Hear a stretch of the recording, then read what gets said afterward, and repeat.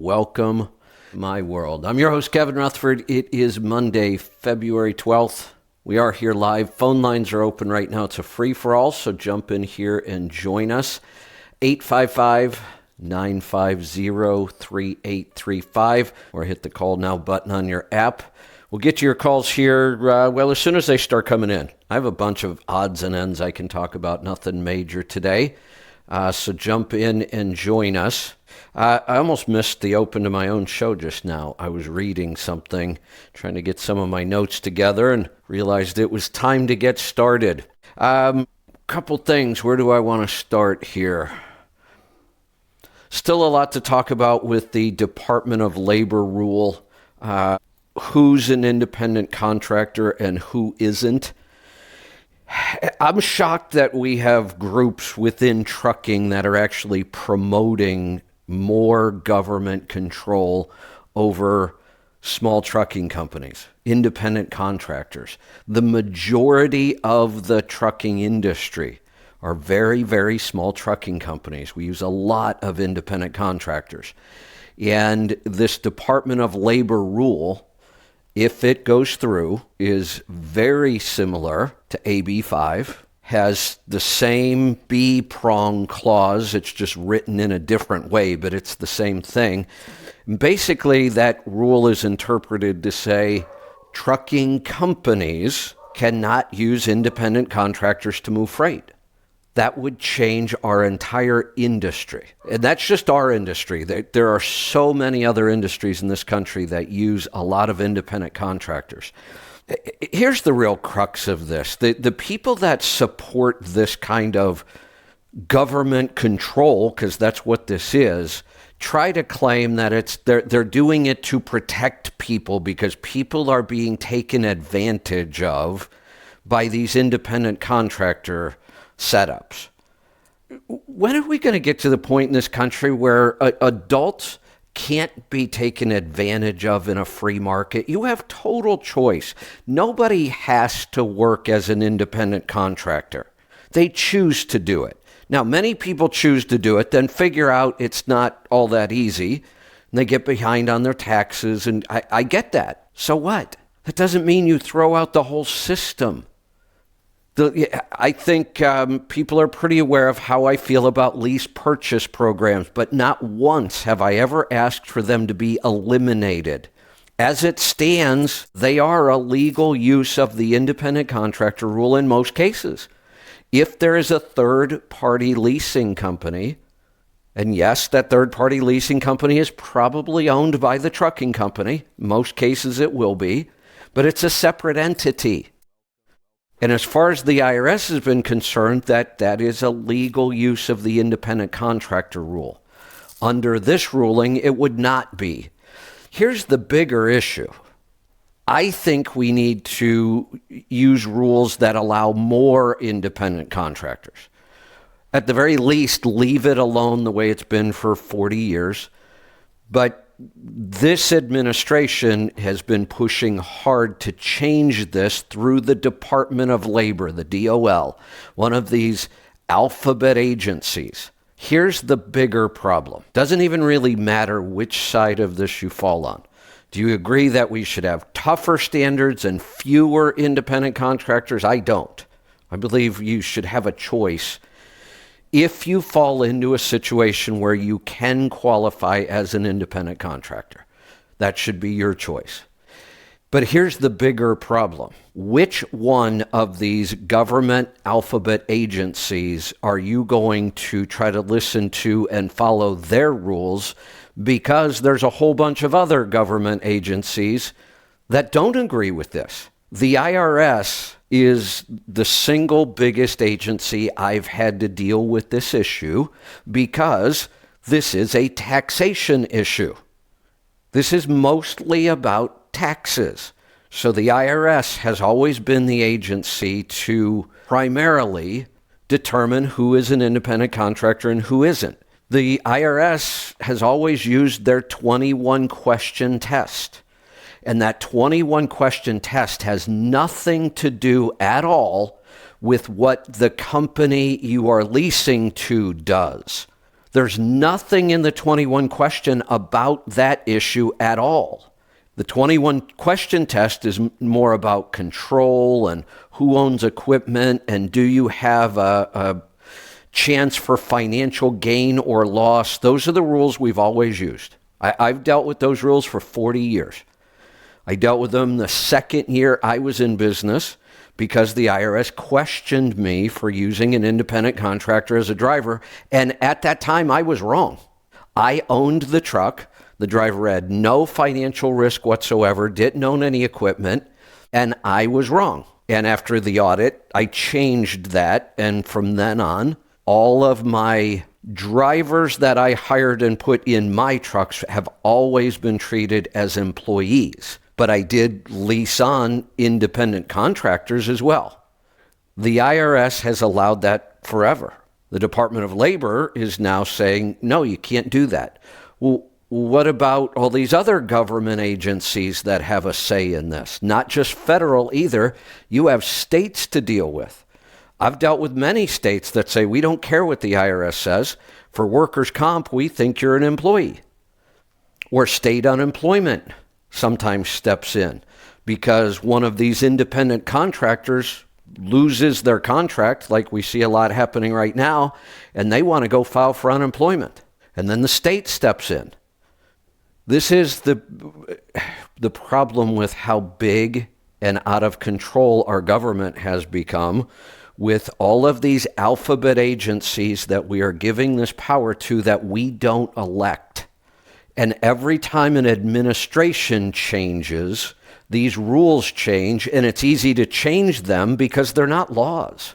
These are rules or regulations put in place by people we didn't get a chance to elect. And we've given them way too much power. I think I have another story here about the same issue, really. Well, different issue, but the same problem. So, new air quality standards could have downstream effects on trucking industry. Just recently, the EPA announced a significantly stronger air quality standard. They are going to reduce the amount of fine particulate allowed. This is what we call soot. The new standard would lower it from 12 micrograms per cubic meter, which is really clean, to 9 micrograms. So here we go again. Now another government alphabet agency that we don't get a chance to elect, the EPA, is now going to enact even tougher standards on soot and particulate, which means the OEMs have to go back and figure out how to reduce this again. This is our entire government anymore is run by these appointed, not elected bureaucrats, and they have way too much control over our lives and our business. Let me check. We've got some calls coming in. I'll get to those calls here in just a minute. They are starting to come in. Also, one of the things I'm really kind of keeping an eye on, just what's going on in the industry as far as rates and volume. Still a lot of weird news going on. Some things we expect, some things we really don't.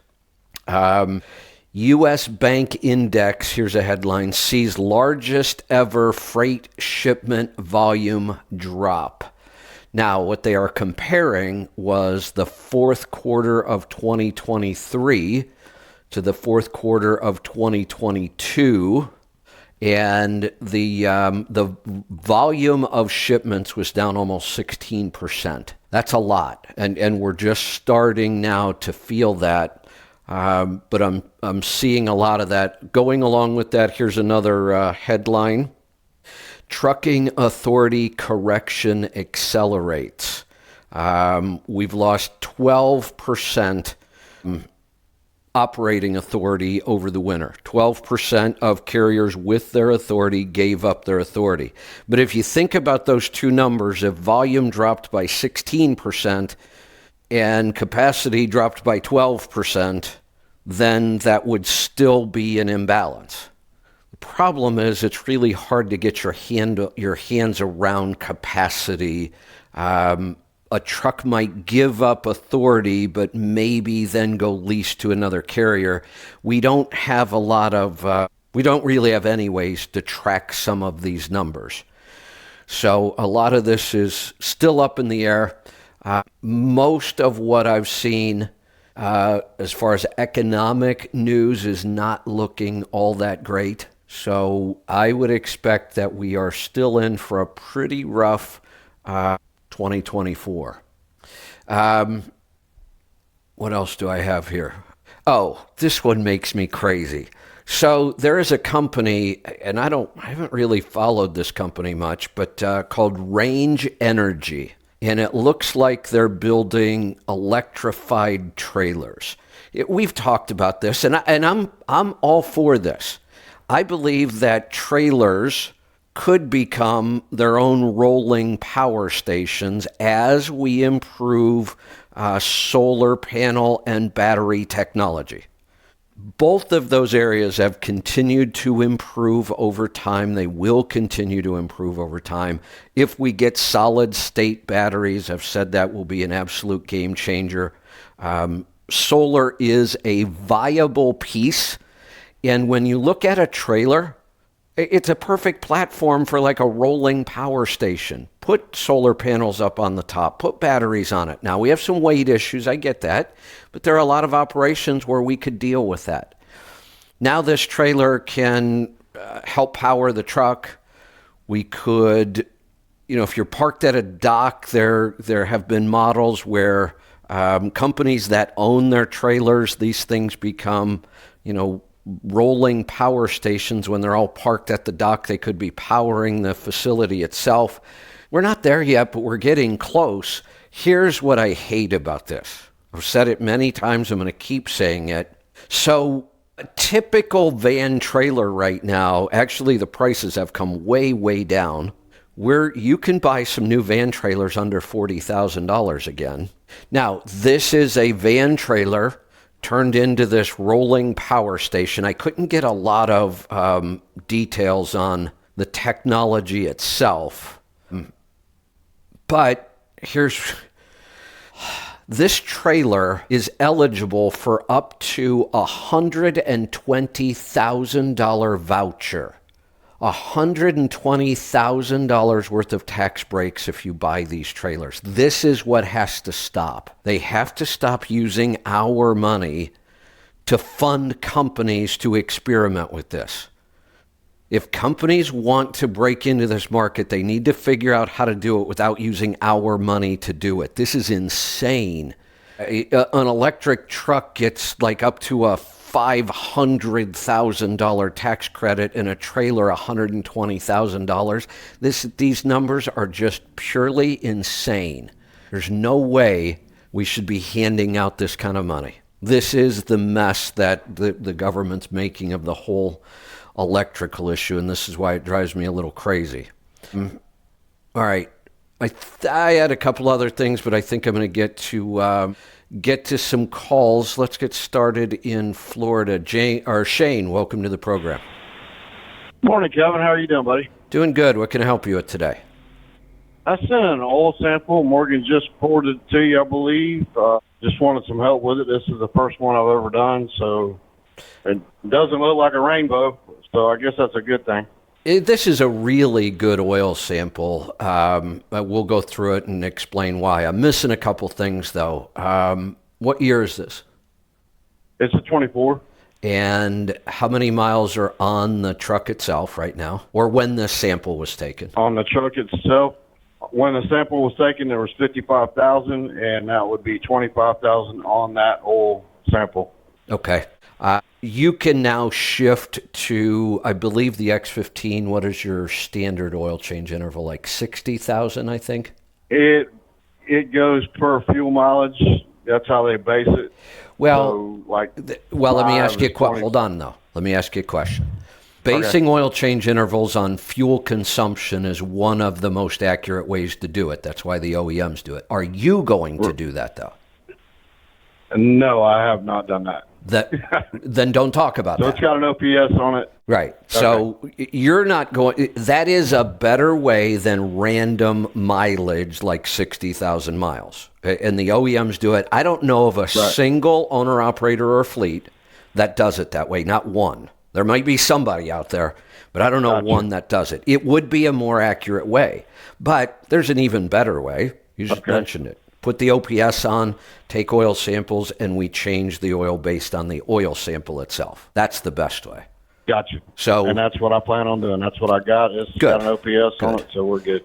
My guess is you are easily going to go 75 to 100,000 miles between changes, and probably more. This engine looks like it's tuned well. It's running really well. We don't see, even though this is new, we don't see a lot of break-in metals at all. That's a really good sign. And the couple of things that they did flag here are meaningless. Potassium at 20 is nothing, and we don't really have any sodium, so we don't really need to worry about that. The one next to it, to the right, boron. Actually, everything to the right of potassium on the sample at the top line, ignore it completely. I wish they would just take that section off. It's a meaningless section. It doesn't do us any good. Yeah, you just take that whole section off and ignore it. The only other thing they flagged was your base at 3.15. This will probably be a truck that you need to add base to. So figure out if you want to use Luber Finer filters. There are filters that have base in them that you can spin on, or you can buy a TBN booster. Pittsburgh Power sells one. Hot Shot Secret, I think, sells a TBN booster. Just once in a while, you're going to put some extra base in this, but I have a feeling you're going to be able to go quite a while on your oil changes. Okay, I did put about 3/4 of a gallon after the sample was taken, so I kind of figured that would raise the base a little bit. That will. When you use the base additive. And 3 isn't really that low. So they did flag it, but 3, you're still doing pretty good. And then you put some extra oil in, you're fine probably till your next sample. Okay. When we do add base, I believe what Bruce sells is a 64-ounce jug of the TBN.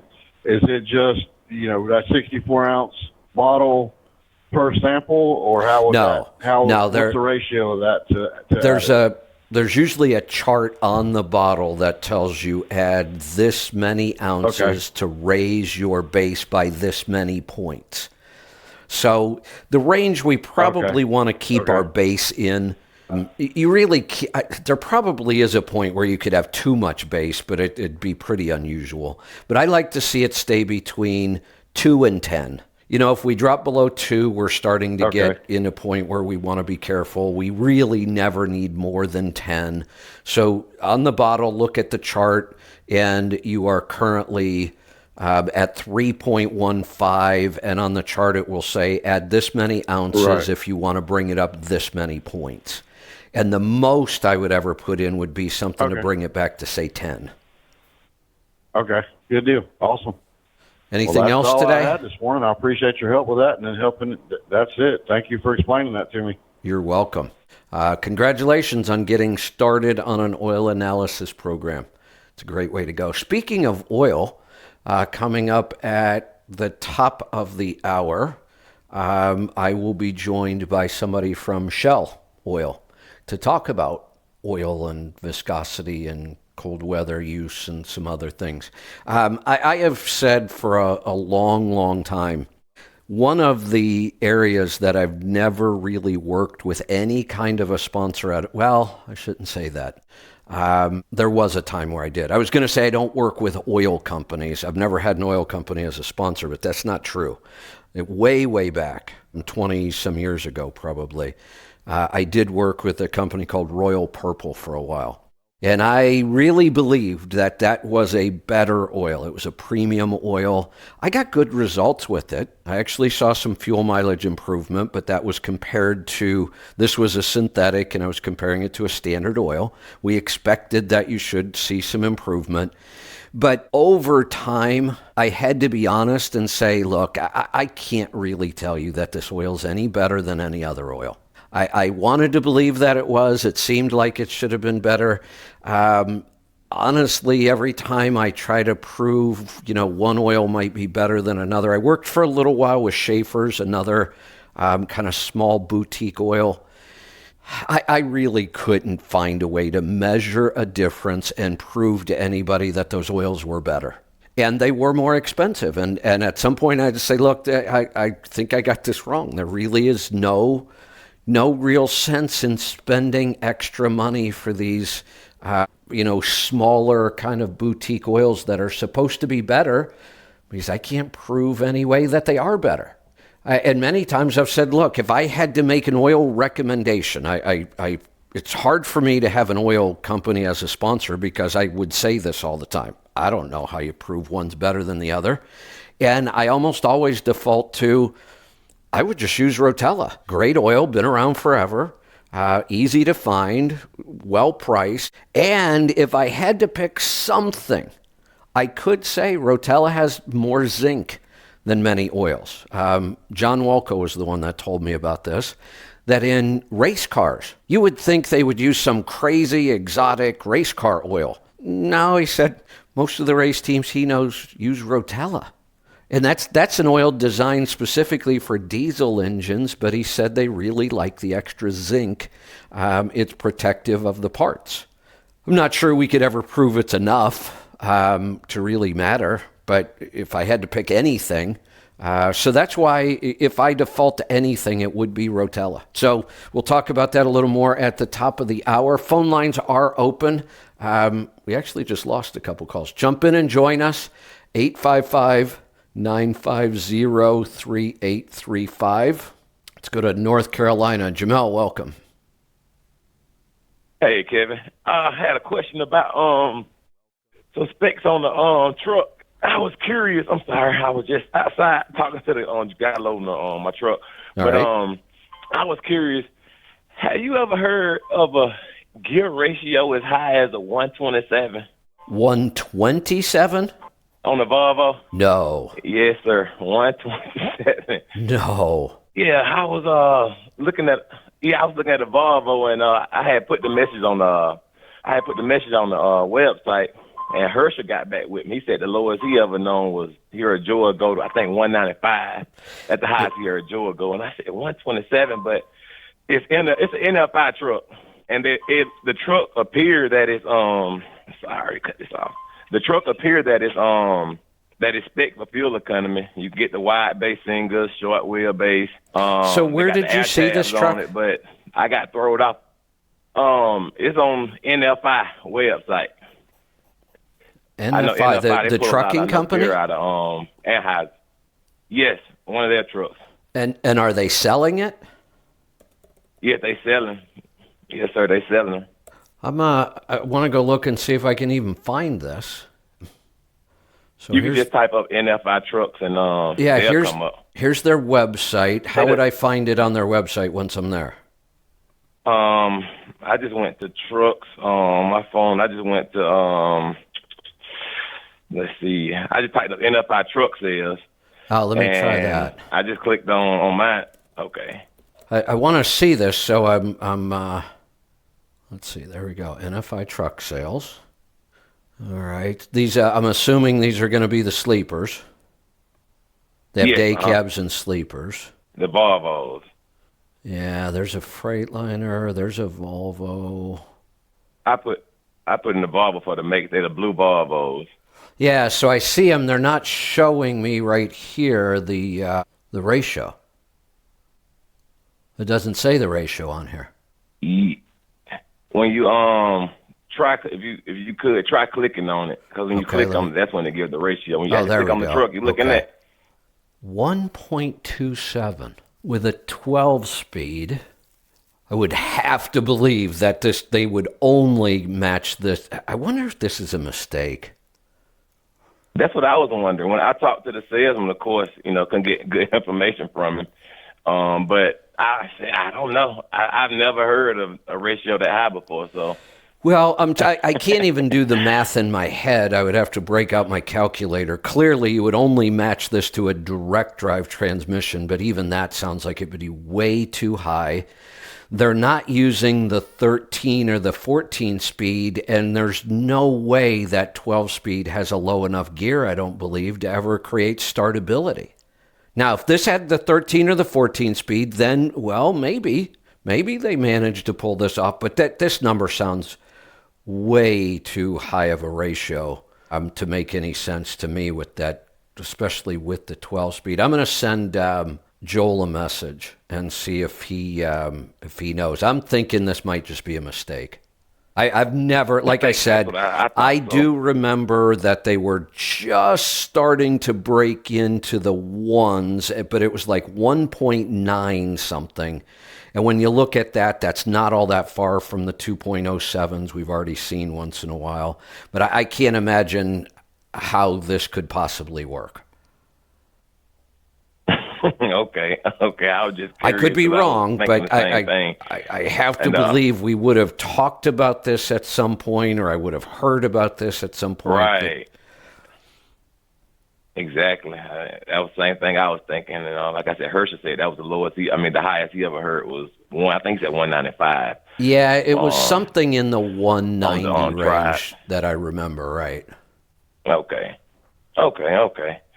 All right. And I meant to call in Friday, but I got a little busy and I wound up listening to the show actually Friday night. But my next question was a website. Do you know any type of website for like that can give me like a list of all the shippers? Every time I try to type in the search engine, they keep giving me trucking companies. So I was curious, do you know of any type of website or anything where I can access shippers? If anything like that even exists. There are some lists, but what you're trying to find just by searching and finding a free list, if you find anything, it's either going to be not very accurate, not very comprehensive, stuff's going to be out of date. The reason being, putting together a list like this is a lot of work. There are lists out there, but you have to pay for them. Right. You can go buy these kind of lists all over the place. Right. But trying to find a free list, probably not worth it. I've never been able to find anything that makes any sense or has any value. Okay, cool. I can remember. And, I can remember when I first started my brokerage. I went out and spent a couple $1,000s. I remember for a list, and they sent it to me. I'm thinking CDs may have just started coming into the computing world at that time, and I think I got a list on CDs. But I spent a lot of money on it. And honestly, it was probably worth it. It was a way for me to, because as a broker, you got to bring in freight. I mean, it's not even an option. That's, if you can't go find freight, you don't have a business. You know, as a small carrier, we can always use a broker, use the load board, whatever. But as a broker, if you're going to make it, you've got to go find customers and freight. And that was the only way I knew to do it, other than what I was doing, which was driving around, industrial parks, knocking on doors, making cold calls. But that's a tough way to go, too. Okay. And well, thank you. And I just want to tell you, I'm gonna sell my house. I'm gonna get a good deal on it, and that'll put my SPI. I'll be up at a 15, maybe even 16. But that'll put me up there. So you can guarantee my success. So that's what I'll be doing. She said she should have it sold by April. So after that, I'm just gonna live out the truck and just work. You know, in a market like this, and if you're capable and willing to do that, that's a pretty darn strong strategy. It's almost, here's my take on this. It would be almost impossible to put a single guy who is willing to do this, to just sell everything and live in the truck. It would be almost impossible to put them out of business. Right, exactly. I mean, that is such a powerful strategy if you can do it. If you're in a situation where you could do that, that's pretty darn hard to argue against. Yeah, that's I mean, my mind been made. I've been wanting to do this for a while. I really have, but I'm not gonna lie. I told you I drive a Heartland. Heartland really been spoiling me. Oh, no They've been doubt. spoiling me, making it. Yeah, they've been making it too good to be true. Like I told you in the past, I do six figures. I train guys over here, and they just been too good to me. But like in the book, I told you also. I don't remember the name of the book, but I've been being a dodo bird, I Oh, done yeah. got too complacent. I done got too comfortable. Right. And I got to snap out of it, and I got to snap out of it and go do exactly what I know my own passion is for. So yeah, I'm gonna let my house go. I'm never there anyway, so the house just sitting. So I'm just gonna let it go and sell it. And I bought a Duramax, and I didn't know that I bought the truck. I didn't look up the gear ratios. I didn't know, but the ratio on that was low, 373. Yeah. 373. And I was having some emission problems. I'm going to tell you what I did. I was driving the truck at about 54 miles per hour, and it had me right around 1,000 RPM, and my emission problems went away. When we run those lower RPMs, we actually build more heat. People might get confused about right. that. You might think the faster that engine's turning, higher RPMs would generate more heat, but it's the opposite. It's actually lower RPM that generates more heat, and we need heat in these emission systems to keep them alive. That's what helps us keep them clean. Right. I remember that's what you said, and I was driving. I stayed at around, like I said, 53, 54, 55, and the issues went away. It was something going on with the DEF system, and I said, I'm going to try this, so I take it to the shop, and I was driving it, like I said, 53 to 55, and no issues, went away. I haven't had issues out of it since then, so that's what made me, I'm like, 373? Yeah, so I'm thinking about giving that back to the dealership, too. Okay, so because I'm actually on the upside. I'm on the upside of my truck. I'm not upside down, and I'm on the upside on it. So I got a verification here from Joel. I figured this was the case. Somebody at NFI who's keying this stuff in is dyslexic. It's not 1.27. It's 2.17. Okay. Okay. Yeah, Okay, thank you. Yeah, that math was not working no matter how many ways, and that. 2.27. Joel just corrected. 2.27 with a direct drive, which is what I said it had to be with these kind of ratios. But that number doesn't even make sense. I don't think we could build a differential like that. Okay. Well, all right, Kevin. That's what I needed. I sure appreciate you. Thank you. You're welcome. Thanks for the call. Yeah, it's interesting that they've got those numbers up on that website. And I wonder how many people either just don't even realize that that's not really possible, or that it's so wild out there. You would think that this would have been corrected by now. They have it on an awful lot of their truck listings. And Joel says that's a pretty common fleet spec. Some of these trucks, though, like I said, boy, I am seeing... There's some 2017s in here that are going for as little as $24,000. How many miles are on this one? That one got sold. Here's another one for 27. Still quite a bargain. That one got sold too. All the really cheap ones seem to be being sold. Yep, that one got sold. Oh, well, there's a problem with their website too.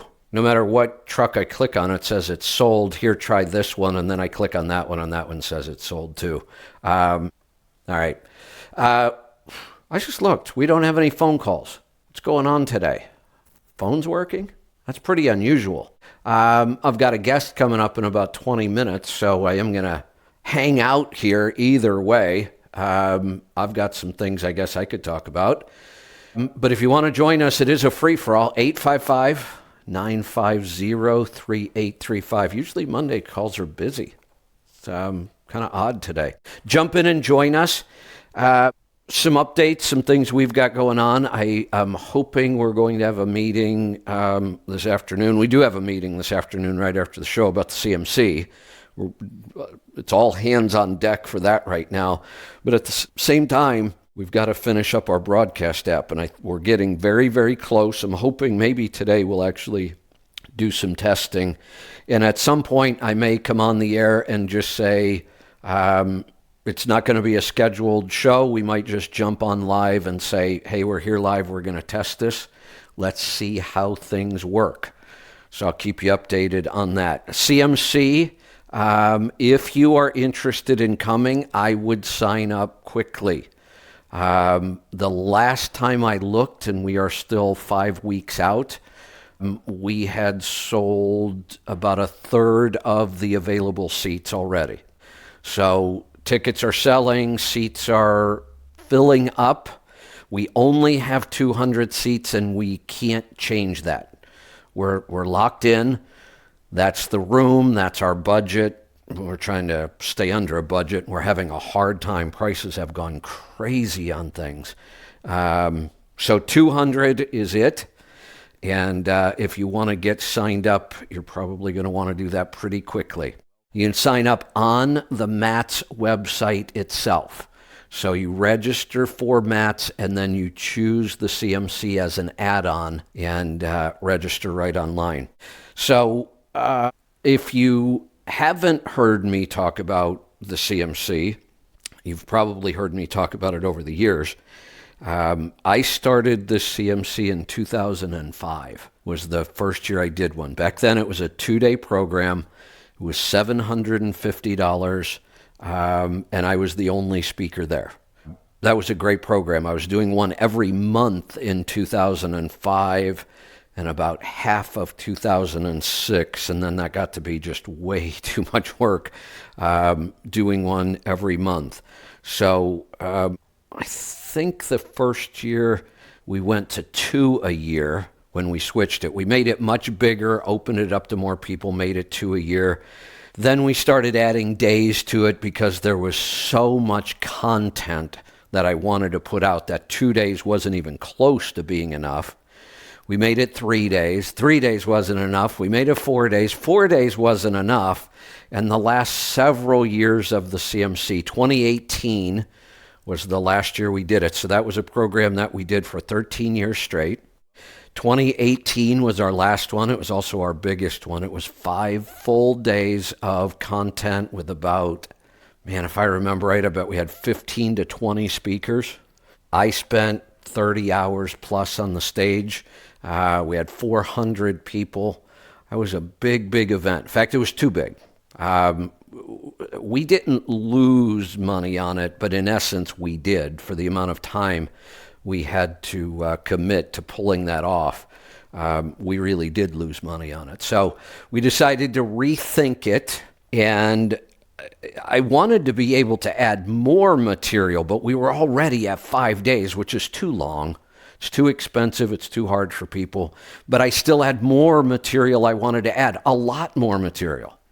So we came up with the idea of doing a hybrid, a live event with virtual webinars throughout the year. So the CMC will now be a 1-year program.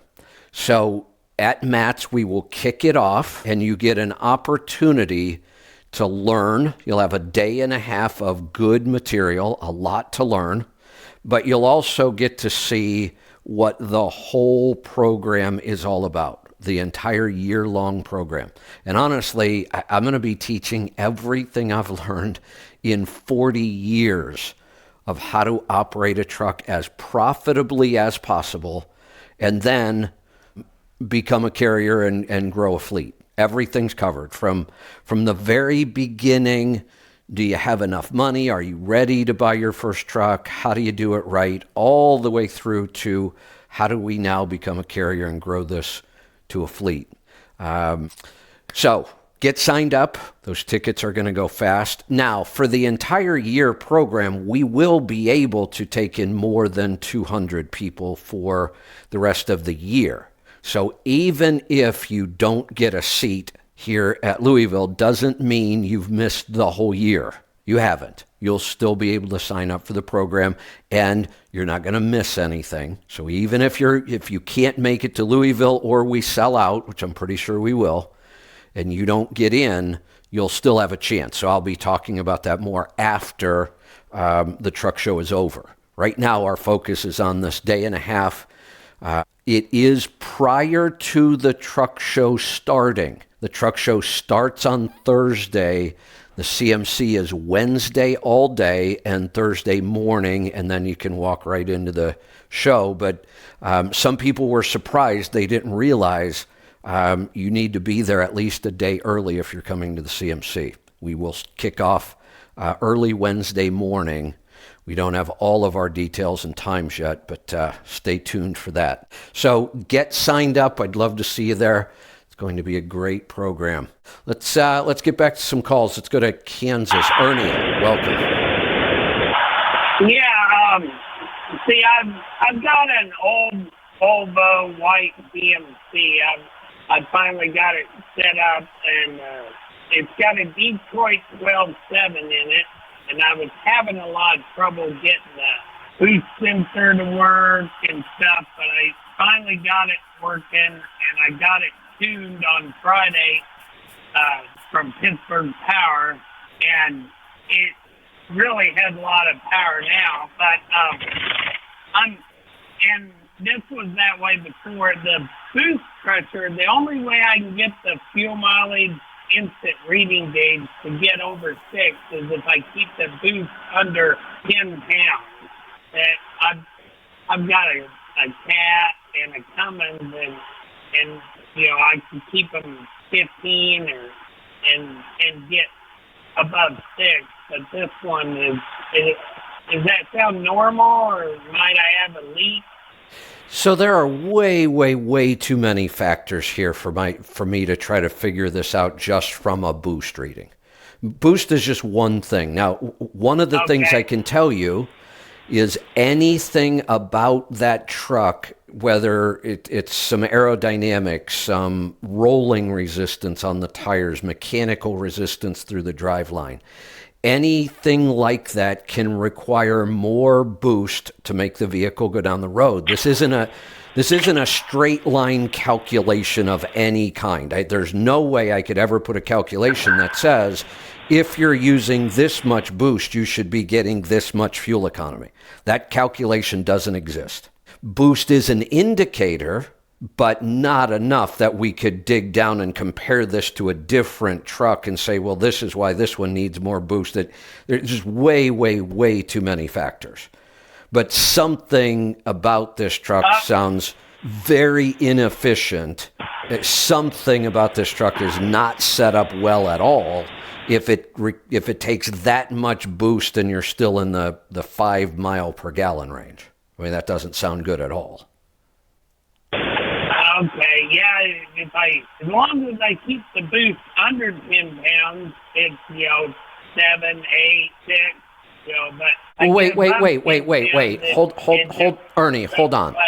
Ernie, hold on. Here's one of the problems. You're going to have to get a lot more specific about this. When you say if I keep it under 10, it's 8, it's 7, it's 6. There's 2 mile per gallon spread there you're telling me about. You've got to get much more accurate about measuring this and not being so generic. I mean, we'll never figure anything out. If you tell me if I stay under 10 pounds of boost, I could be getting 8 miles to the gallon, or I might be getting 6 miles to the gallon. That's just all over the board. We can't learn anything from that. Well, that's on the instant reading. The average is like, I can seem to get over 6, average. What is the lifetime average fuel mileage you've tracked on this truck? I've only been driving it 2 weeks. I just got it in the service, so it just seemed weird that if I got so little, just the instant reading at 10 pounds of boost, it was such low fuel mileage. So here's what I'm trying. My Caterpillar, Ernie, here, at 20 and. Listen to me again. Stop trying to figure this out from one reading boost. You're never going to figure it out. Stop trying to compare two trucks against each other with just boost. Way too many variables. My bigger question is, what if you've only had this truck for 2 weeks, what caused you to buy this truck? I I got it for $450. Okay, so if you want to improve the fuel economy, let's start talking about the specs, not just one reading, which is boost. That in this case, that's not telling me much of anything other than there's something very inefficient about this truck. What are the specs? Okay, it's got the 12.7 Detroit. It's got a super 10 speed, and it's got 370 rear end. And how fast are you driving it? 60. And something is horribly wrong. If this truck would drive at 60 and if it were reasonably spec'd and maintained, you should be easily in the 7s, not the 5s. Okay. Well, and like I said, I've always been 6 miles a gallon. I do have Ernie, Ernie, hold on a second. You got to be more specific with me. What do you mean you've always been 6 miles to the gallon? What does that mean? Well, since I started running this truck, it's been like 6.06. Well, you told me if The you last go 3 more times than I've built 10 it up. pounds of boost, you can't even get 6. Well, that's on the instant readout. I mean, the average fuel mileage, I've only fueled up 3 times, but I've got 6.06, 6.07, and I just got it tuned, so I'm hoping that will bring it up. But I was mainly just wondering about the boost and Stop. if I could tell if there was a leak. Stop. Ernie, how many times do I have to say this? No, boost is not going to solve your problem here. It's one number that we can look at occasionally. If we know all of the other stuff that's going on, we might be able to learn something from the boost. But I'm trying to tell you, in this case, ignore the boost for right now. There are 10 other things we could be focusing on, not boost. One is, why is this truck getting such lousy fuel economy? Well, that's why I'm wondering if I'm going to check the charge air, or, the charge air cooler all for leaks. I thought, well, maybe you tell if it was leaking. At 60 miles an hour, where is the tack?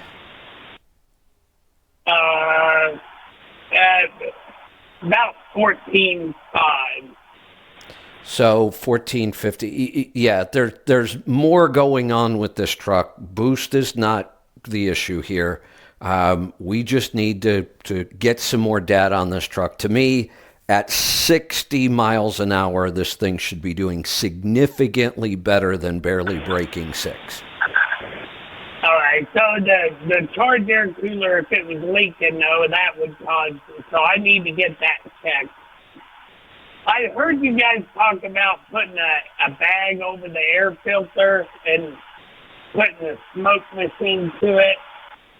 Correct. I was wondering, can you just charge it with air without the smoke like that, or does the air go through the motor? Yeah, you can't test you can't test the whole system with pressure because you're going to lose pressure past the valves. There's all kinds of places we'll lose pressure. When we pressure test, we isolate the charge air cooler. We plug off one end of the charge air cooler and we pressurize it through the other end. We're only testing the charge air cooler itself. If we want to test the system, we need smoke, not pressure. Okay. Yeah, I've pressure checked them before, but I wasn't sure about that smoke thing because Pittsburgh Power did that or had that done. Pittsburgh Power can smoke test your charge air cooler. They do it all the time. Okay. Well, and I'm in Kansas, and I'm probably not going to get to Pittsburgh, but.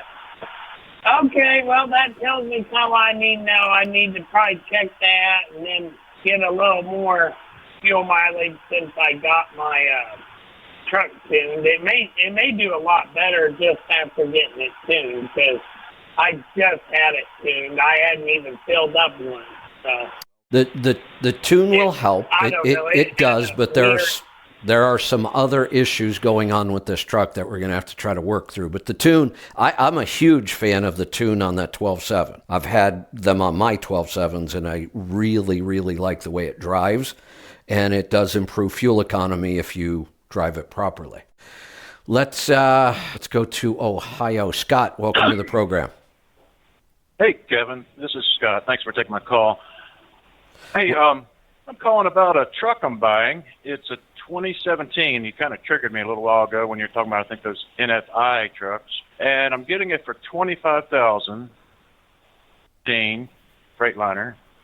Okay. It's got the deep, and it's got the rear gear 2.85.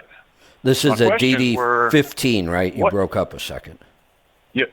Okay. Yes, sir. Go ahead. So, a couple of questions. I was hoping to know what RPM should I be aiming for on running that engine most efficiently, and what should I expect from miles per gallon? So are you planning on spending any money to modify this if it were to need it? The reason I ask that is because when somebody says, what RPM should I be at for the best fuel economy, are you also then willing to change your speed? There's only two ways we can change RPM. We can either change the speed we run to be at a different RPM, or we can go in and change gearing somewhere in the driveline, transmission, differential, tire size. So are you looking at possibly modifying the driveline, or are you just looking at what speed you should be driving at? Just the speed. Absolutely. Just Then- want to keep things simple. Then this is really easy. Slower is better. I like that. I'm currently driving usually about 60 miles an hour. Yeah, and Joel just put up a great post today on X, and he did a great comparison of really slowing down, and he calculated all the numbers. Revenue, sure, if you're driving slower, you're going to get fewer miles in a day. We get that. It's not as much as most people think. And he did the math, and the math worked out to running 55 miles an hour. And he won't test it any slower than that because we really don't recommend going slower than 55 on the highway. But at 55, the Sure. profit was pretty significant. I mean, a truck going faster, the only way they could make it up was just to drive more miles and more hours. And the thing that people miss about this, and if you go look at Joel's post, you'll have a better idea. It's hard to do all these numbers on the air. The one factor that everybody misses when they think about this, if we say, well, look, if you slow down 5 miles per hour on this trip or this leg or whatever range we're talking about, you will save $300 in fuel. Well, their brain immediately goes to, oh, but if I drive faster, I could make $400 more in revenue. Well, that sounds like a good deal, right? Drive faster and make $400 more instead of saving $300 in fuel. The problem is, in Joel's example, you didn't need to make $400 more. You needed to make over $1,000 more in revenue in order for the profit to show up on the bottom line. You had to make like almost $1,100 more to have the same net profit. Because we don't get to keep all of the revenue. The revenue goes towards all of our expenses. Our savings doesn't. When you save $1 on fuel, the entire dollar goes into your pocket. When you increase revenue by $1, you might only be adding 30 cents to the bottom line. Well, I'm loving watching my settlements each week recently when I finally, after about 750,000 miles on this truck, finally realized the perfect spot for the best mileage, and it's right around 60. Yeah, most times. Perfect. But spitballing it on those numbers that I'm talking about, do you think it's possible I could hit 9 miles per gallon? Just spitballing it. Yeah, I do believe it's possible. If a lot of other things are right, if we've got the truck tuned, everything's working the way it's supposed to, we've got low rolling resistance tires, we've got some aerodynamics on here. You have a platform that could potentially reach 9, yeah. Okay. Yeah, that 2.85 got me a little excited because this one has. I'm in the 2012 Freightliner right now, and it's the Eaton 10-speed automatic manual automated, and it's got the 3.42. That's figured with the DD or DT12 and a 2.85. It surely can get better than 7.75 is what I'm getting out of this. And I'm thinking that transmission should be the single overdrive. Yeah, I couldn't find out yet. I went by Freightliner and got the specs printed out, but it didn't. Yeah, they never really tell. To know the transmission, you've got to take the model number off that spec and go look it up. Oh, where do I go? Actually, if you just take the data you've got, that whole model number with all the RTO and RTO or whatever that's not Freightliner, whatever numbers they use to designate that transmission, take the entire number and just do a search online. And what will come up will be what you're going to find is a gear chart that will give you the ratio of every gear in the transmission. Ah, cool. And then we're looking at that final gear. We'd be looking at 12th gear, and my guess is it's going to be something like, if I remember right, it might be 0.84 on that transmission. Anything other than 1. 1 is direct drive. So when you see 1, just the number 1, no decimals, no nothing on a gear ratio, that is a direct gear. Once you go into a decimal that is less than 1, 0.7, 0.8, those are overdrive gears. Anything more than 1 is an underdrive gear. So that's basically how you know. But if you take that transmission model number, do a search, you'll find the specs on it, and you'll find that gear chart that shows us all the gear ratios. Well, that's just amazing information. Thank you so much. You're welcome. And I appreciate you spitballing it with me. Yeah, I think you've got a good one here. I like those numbers, and you can't beat that price, that's for sure. There are some good, cheap trucks. All right, do we have our guest? I don't want to grab another call here till I don't see the guest on the line yet. Anybody want to let me know what's going on with the guest before I grab this call? You know what? Maybe I'll grab it and wait and see what we're doing here. Nobody's answering me. I'm going to go to the phones till somebody tells me differently. Let's go to Alabama. Ilya, welcome. Good morning, Kevin. How's it going? Good. What's on your mind today? Well, I've been driving. This is my 3rd week now with my authority. I just want to call in and let you know about my numbers. Just give you like an update of what's going on. Sure. Love that. So, I don't know if you saw them on X. I posted them on there. I've been talking with a few people. I'm still working on like the broker thing, but I've been like improving what I can as far as like efficiency and cost of operation or whatever. Excellent. So I only have 2 weeks, but my first week, my cost of operation for everything, including like the maintenance fund and everything, was $1.34 a mile, and my fuel cost was 40 cents a mile because I was empty quite a bit that week, and that was only 2 loads. And my efficiency, my fuel economy, was 8.56 nice per gallon. Good numbers. And then the second week was $1.43 a mile for cost of operation. The fuel cost was 55 cents a mile. So and you're not tracking any kind of a driver wage in here, right?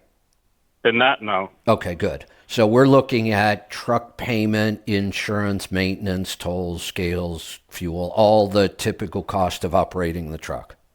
Yeah, and then I'm still right now I have a dry van, but I just want to keep options open, so I rented a trailer, so the trailer rental is in there also. Okay. Yeah, I was going to say there's a couple things here that make it sound just a little high to me, but on a startup operation, this is outstanding. And what's more outstanding is you're tracking it already. You're 2 weeks in, you know your numbers. And honestly, the fact that this is truck and trailer, we've got equipment payments in here, you're renting another trailer. This should still leave plenty of room for profit with today's rates. Yeah, my insurance was a bit high. My first quote for insurance was actually $31,000. I ended up getting $24,000 afterwards. Whew. So like it went down quite a bit, but it's still like I thought I'd be like maybe 20, maybe below 20,000 for the year. Yeah, insurance is a mess right now. But these are really, really good numbers. Just keep in mind that the claim for the large fleets is they're spending about $2.28 a mile. Now that includes a driver wage, so we've got to be fair about that. Mm-hmm. But at $1.34, I mean, you are almost $1 less per mile here. Technically, what we're saying is you could pay a driver a pretty decent wage and still make some profit on this truck. So you're going to be able to pay yourself a good wage, and you've got great numbers here, and you're just getting started. Congratulations. Yeah, thank you. And like the main thing I'm working on is still like the broker stuff. Like my average rate on the first week was $1.75 a mile, and the second week was $2.10 a mile, and then this week I'm shooting for like $2.50 average for everything. Fantastic. Well, keep it up and keep us informed. These are good numbers. Yep. Thank you. You're welcome. Have a good day, Kevin. All right. We are moving on to our guest. I love calls like that. I've been talking a lot about how, as much as there's a lot of bad news in the industry, volumes are down, rates are down. We're talking about a possible recession in the economy.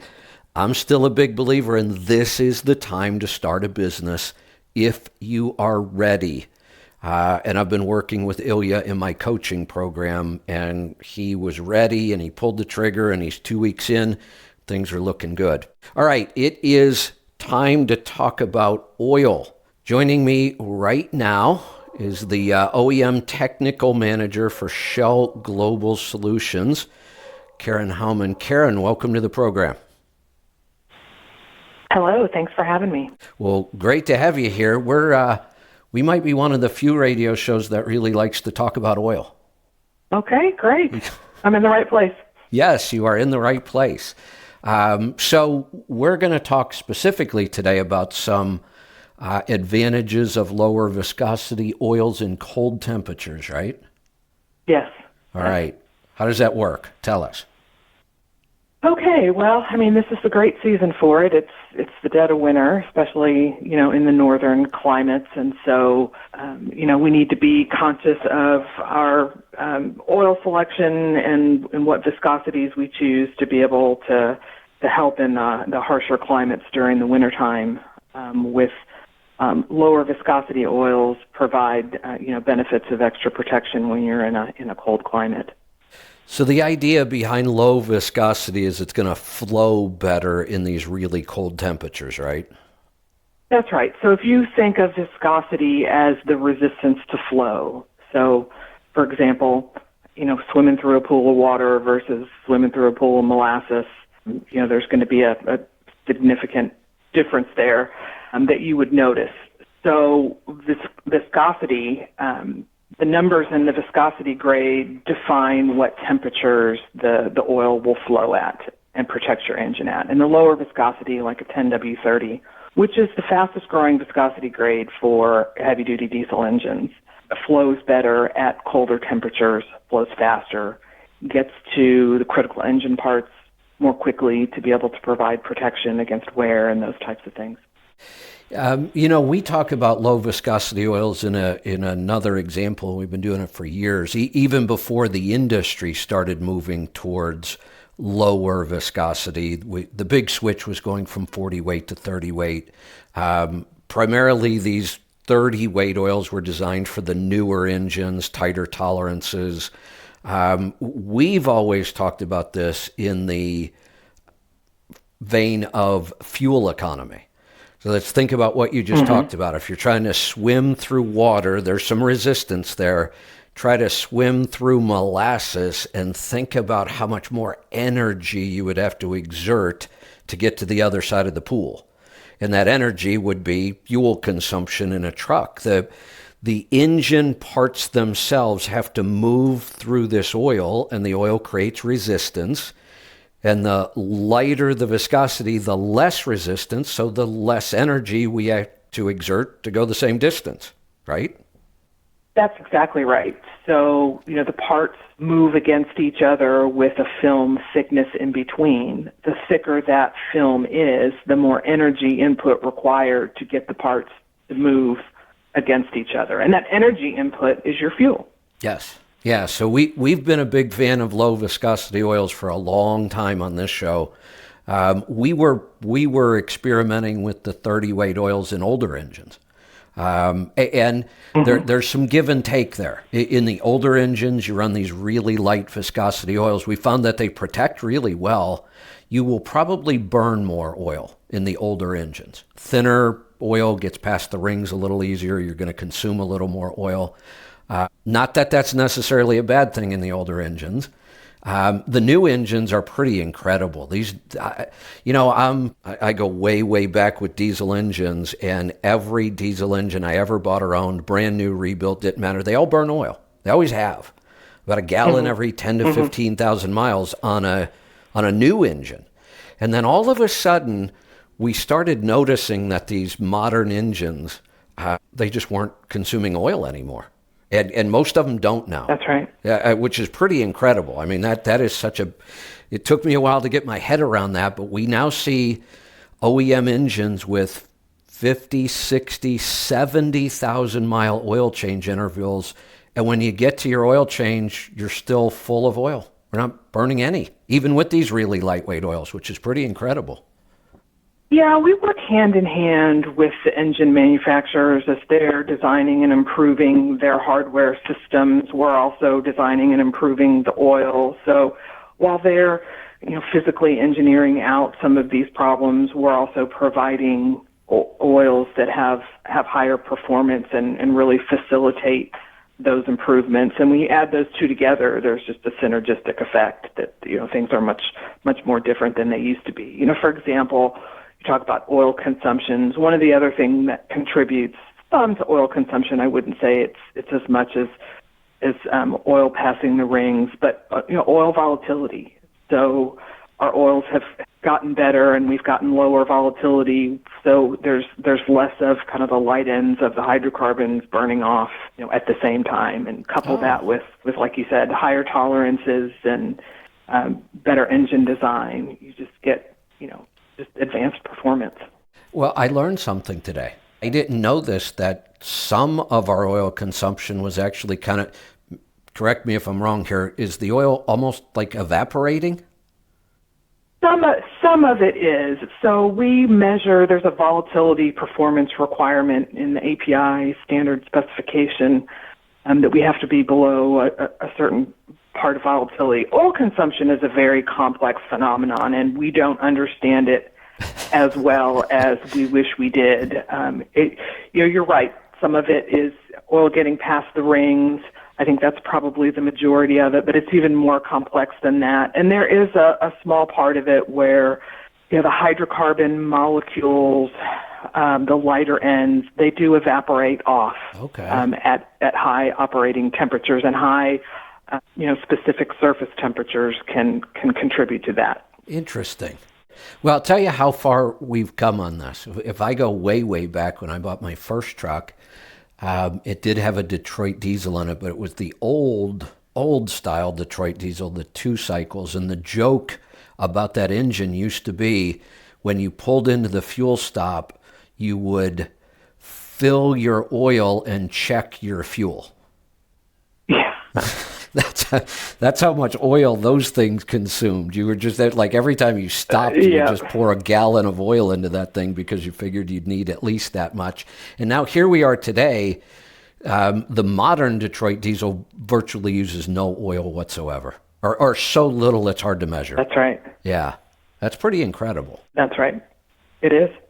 It is. They've come a long way. Part of that is also protecting the after-treatment system, the additives that we put in the oil to keep your engine clean, keep the deposits down, and anti-wear. We really don't want those combustion byproducts being deposited into the after-treatment systems. So if you use a good quality oil, high performing, that keeps your engine clean, keeps the pistons and the rings clean, and keeps the wear down, then you'll have very little oil consumption. That's another good point, something that we weren't dealing with at one point, and we have a long history on this show of dealing with those emission issues on these engines. And the mid 2000s, when we first started with the EGR mandate, then the DPF, then the DEF, and we had horrible maintenance problems with these trucks. I mean, it was very disruptive to a lot of companies. Took us a long time to figure it out. We are really past most of that now. I mean, we are now. There was a time where we did not recommend buying a new truck. We should do anything you can not to have to buy one of these trucks. Rebuild your old trucks, keep them running till we figure this out. We're there now. You can still buy some trucks that'll give you a lot of problems if they're spec'd wrong. But if you do the right things, if you're speccing the truck right, operating it right, like you said, the oil quality now matters, fuel quality matters. Everything we can do to keep that emission system clean is a really big advantage. And I don't think a lot of people realize that the oil plays a part in that. The oil plays a huge role in that. If you've got significant piston deposits and sticking rings and those types of things, you're going to be getting an excess amount of oil going past the rings into the combustion chamber. And, like I said, the additives that we put in there are designed to stay in the oil. They're not designed to be in the combustion chamber, and those combustion byproducts can get pretty nasty over time. Yeah. Now, you're touching on an area that I've talked about for a long, long time, and I've got pretty strong feelings on it. I've gotten a lot of debates about people with this. I am of the belief, after dealing with a lot of engines and a lot of oils for a lot of years, that my philosophy on oil is nothing goes into my crankcase except a good quality oil. I'm not a believer in oil additives. I think in many times they can cause more issues than they ever solve. You just mentioned you've got a team of engineers that have been working on this stuff for decades, and you have your own oil additive package that does all the things we need an additive package to do. To me, to throw in some random other additive package in there has never made a whole lot of sense. No, and what people don't realize necessarily is the amount of effort that goes into designing these oils. We have a dynamometer engine testing that we do, and they cover different performance areas, which are kind of verifying the performance of different additives. And so it's a multivariate problem. You've got cleanliness, you've got anti-wear performance, and soot handling capability, and the additive package that we come up with is a delicate balance, because sometimes one additive to improve one thing will offset the performance of another. Right. So, for instance, take an anti-wear. Those are surface activated chemistry. The oil heats up, that part of the additive package kind of finds its way onto the surface of the parts and provides kind of a sacrificial layer to protect the part. Well, if you start adding different additives, if you add something else that's also surface activated, now your anti-wear is going to be fighting for space against something else. So, yeah, you never want to add an additive to your engine oil. The additive systems are so technical and so balanced that you might get the performance you're looking for, but it will be at the expense of something else. That's the way I felt. That, like I said, and you mentioned it, the amount of work and effort that goes into that part of the oil formulation, these additives that all do lots of different things. It's really technical. It's really complicated. And the idea that we're just going to dump some oil additive in here and it's actually going to do something just beneficial is just not true. Like you said, you might get a benefit somewhere. You're probably going to give up something else somewhere else. There's a pretty delicate balance here. That's right. Exactly right. So I do have one other question. I'm not sure if you'll be able to help me with this or not, but I always like to ask. We do a lot of oil analysis here. My first call today, I did an oil sample, read it on the air, went through the analysis. I started doing extended drains on my trucks back in the mid-90s using bypass filtration. Okay. That allowed us to filter down much finer, down to about 3 microns, using a heating element that actually allowed us to heat out some of the liquid contaminants that could get into the oil, and then testing the oil to see if it was still serviceable or not, and then basing our oil change not on a random set of miles or fuel consumption, but basing the oil change on oil condition alone. Is this oil still serviceable for the engine? And if it is, let's leave it in there because it's expensive to keep replacing it, but we have to monitor this. One of the things that has happened in the last, I would say it's been about 5 years or now. It may have gone back to the last API classification we had. We started noticing one thing about these oils. The base isn't holding up anymore. These oils are performing really well, but we're actually at a place now where we are having people add base to their oil later on because the oil itself is still completely serviceable, except the base has gone down too low. And we can pretty cheaply add some base and just keep using the oil. But I'm wondering, is it the fact that our analysis isn't as accurate anymore, or are these oils coming with less base to start with? When you say base, do you mean the total base number? Yes. Is that what you're looking at in the oil analysis? Right. And what are you adding when you say you add additional base, what does that mean? So there are 2 products I'm aware of on the market, and they are TBN additives. I mean, the design of this product is simply to raise the base. And what we're talking about, I make a joke all the time that technically you could grind up some Tums and put it in there. I tell people don't take this seriously, but that's really what we're talking about. We're talking about an antacid, something that neutralizes acid and that gets consumed. The more acid it has to neutralize, the more of that base you're going to consume.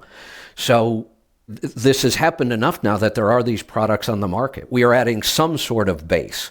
I don't know exactly what their chemical composition is, but we're adding this to bring our base number back up.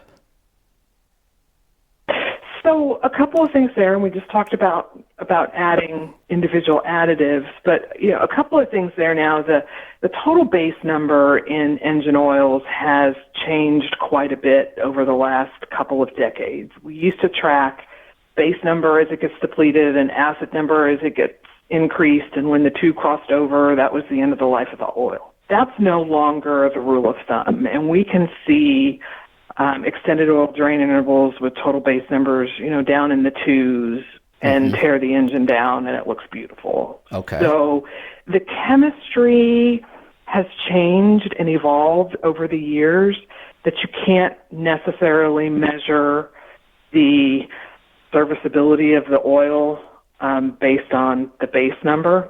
Okay. Interesting.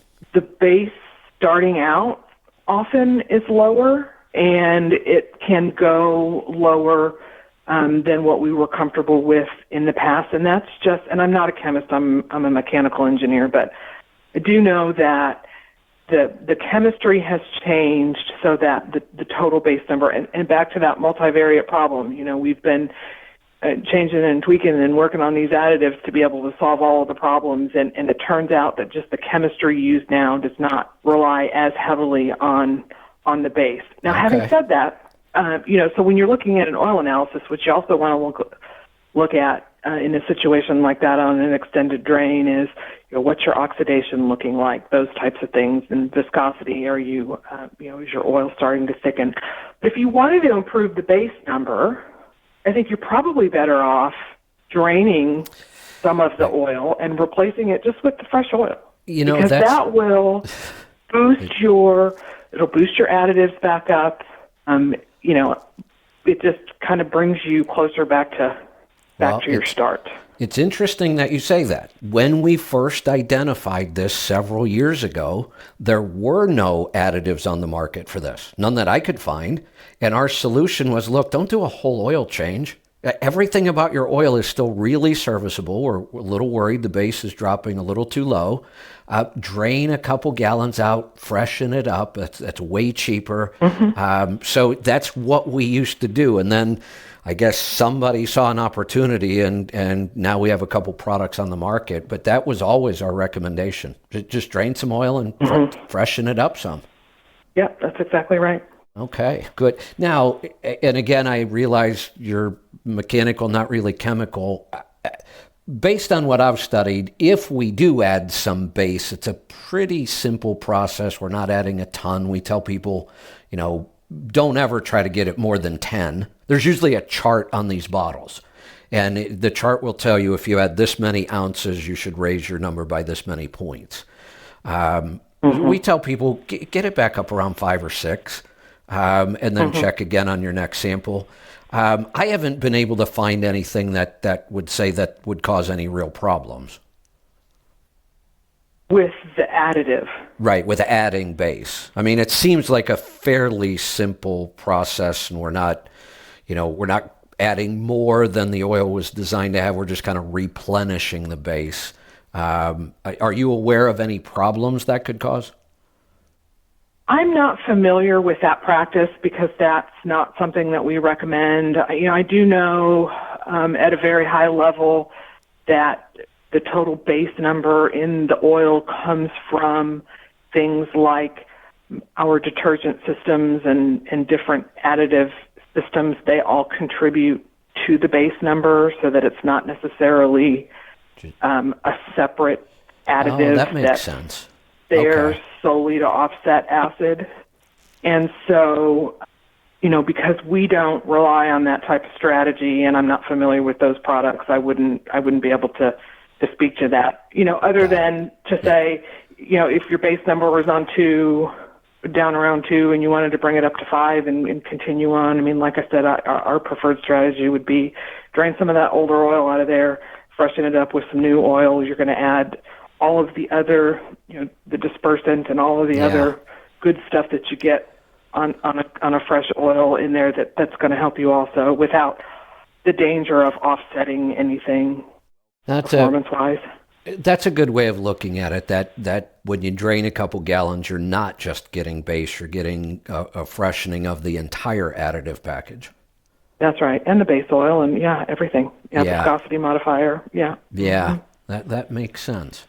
We may go back to that as our preferred recommendation. Makes sense. I think that's the safest strategy, not knowing what's in that additive or what other things could be offset or what performance you could lose. I think the safest way is to just freshen up what you have. Got it. All right. Well, I've certainly enjoyed this. I've learned some things today. Anything else you want to share with us?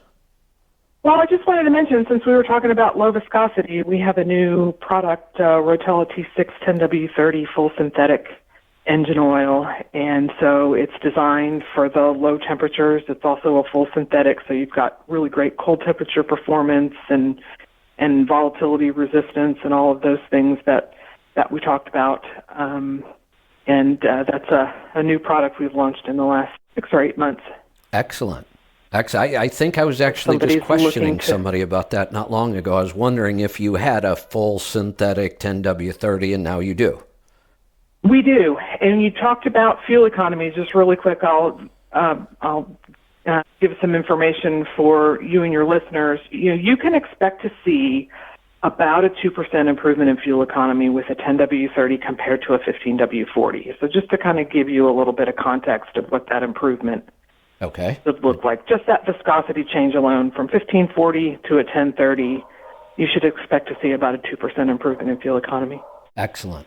One of the things we try to get across to people, we do a lot of fuel mileage testing, a lot of fuel mileage. It's a big issue for us here on the show. Always has been. I've been working on fuel mileage on heavy trucks for about 35 years. And, it like you mentioned earlier, the additive package, this can get incredibly complicated. Trying to track fuel mileage on a big truck, we've identified over 80 factors that could affect your fuel economy. So testing... Not the least of which is the driver. Yeah. Well, the driver's somewhere around 30 or 35% of the impact, and that's big. I mean, I can't think of another factor that's one factor being that big. So you are correct. The driver is a big part of that. But we also try to tell people there are things that will improve your fuel economy that you will never be able to measure in your one truck operation. There's just too many variables. Mm-hmm. And when we hear a number like this, 2 to 5%, that's proven, but you can't prove that with one truck. That's proven over millions of miles and minimizing all the variables as much as possible. But we love when we get a number like that and we know that savings is there whether we can measure it or not. That's exactly right. Fuel economy is extremely difficult to measure, especially in that range. And we have spent millions of miles to collect that data and come up with that 2% number. And that's when you have a large enough data set, you can kind of wash out all those variables and see a real number, but you certainly wouldn't be able to see that in a single truck. Yeah. Yeah, since it is winter and we're seeing some cold temperatures, one of the things I like to tell people to try is take a jug of that, old school 1540 conventional oil and a jug of your T6 1030 and go outside, leave them sit outside overnight and then go out in the morning and try to pour them. Watch what happens. That's exactly right. It's pretty incredible. So imagine what you're saving on your starter and your battery when you're, when you're starting an engine up cold. Yeah. And we've always heard that statistic, a certain percentage of wear on an engine happens at startup because the oil's drained out of where it needs to be. The faster that oil can flow back to those places, the more protection you have. And that old school 1540 at, minus 10 does not flow very well at all.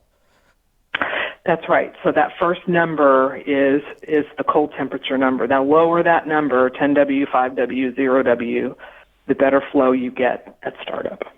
Fantastic. All right, Karen, great information. I love when I learn something. Okay, great. Well, thanks for having me. Well, great to have you. Take care. Okay, thanks, you too. All right. I am going to give you about 2 minutes to call. Let me go back through my notes and see if I have anything I can talk about for 2 minutes. I could talk about the CMC for 2 minutes, but I'll wait and see if we've got some calls here. Let me see if I have anything left in my notes. The number to join us, 855-950-3835. You know what? I think I'm going to call it today. I have at least one meeting. I've got another meeting I need to schedule.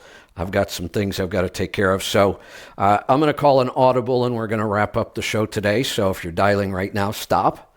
We're going to put a lid on it for the day. We will see you back here tomorrow for the Power Hour. Get signed up for the CMC. That's my big message. We have 200 seats. I'm sure we're going to fill them up. I want to fill them up as quick as possible so we can get down to the business of putting this program together. I got to get seats filled first. So if you've been considering signing up, don't wait. You may wait too long and not have a seat. Right now, we still have plenty, but let's fill those things up and let's look forward to getting together here in Louisville in about 5 weeks now. It's going to happen pretty fast. We'll see you back here tomorrow. Be safe, be profitable, be fit and healthy. Always do the hard work and master the journey.